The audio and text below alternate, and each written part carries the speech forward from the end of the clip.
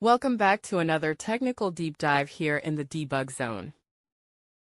Today, we're tackling a big question and breaking it down with insights from other users.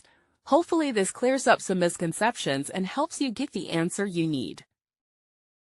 So buckle up, stay a little curious, and let's jump right in.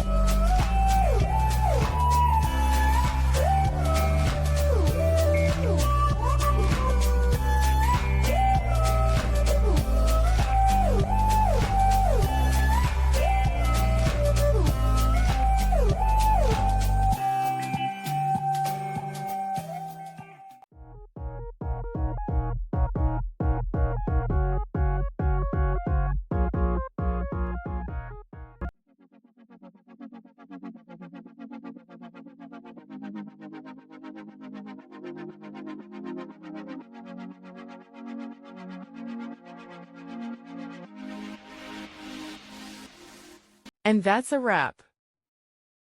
I hope you found the answer you were looking for. If you did, take a second to hit that subscribe button. It really helps out.